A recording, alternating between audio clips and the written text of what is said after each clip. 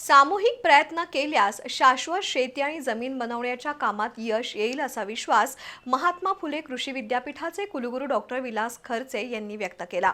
दत्त शेतकरी सहकारी साखर कारखान्याच्या वतीनं आयोजित शेतकरी मेळावा, क्षारपड जमीन सुधारणा यशोगाथा आणि ऊस पीक स्पर्धेच्या बक्षीस वितरण समारंभात ते बोलत होते। यावेळी जमिनीचं आरोग्य, कृत्रिम निचरा प्रणाली, क्षारपड जमीन सुधारणा आणि आधुनिक शेती तंत्रज्ञानाबाबत तज्ज्ञांनी मार्गदर्शन केलं। शिरोळमध्ये श्री दत्त शेतकरी सहकारी साखर कारखान्याच्या वतीनं शेतकरी मेळावा, क्षारपड जमीन सुधारणा यशोगाथा आणि ऊस गळीत हंगाम 2025-26 मधील ऊस पीक स्पर्धेचं बक्षीस वितरण असा संयुक्त कार्यक्रम आयोजित केला होता। राहुरी कृषी विद्यापीठाचे कुलगुरू डॉक्टर विलास खर्चे हे या कार्यक्रमाच्या अध्यक्षस्थानी होते।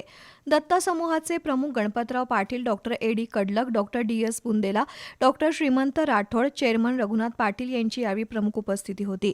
कुलगुरू डॉक्टर विलास खर्चे यांनी शेतकऱ्यांना मार्गदर्शन केलं। जमीन आणि शेती शाश्वत करण्यासाठी सामूहिक प्रयत्नांची गरज आहे। जमीन व्यवस्थापनाचं रोल मॉडेल दत्त कारखान्यानं तयार केलं असून त्याचा आदर्श शेतकऱ्यांनी घेतला पाहिजे असं खर्चे यांनी सांगितलं।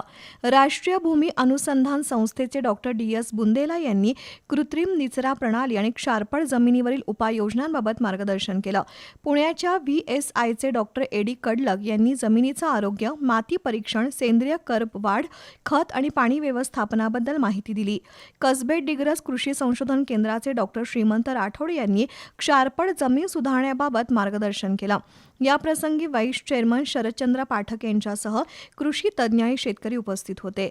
यावेळी ऊस पीक स्पर्धेतील विजेत्या शेतकऱ्यांचा तसंच वसंतराव नाईक शेती मित्र पुरस्कार प्राप्त प्रवीण माळी यांचा मान्यवरांच्या हस्ते सत्कार करण्यात आला।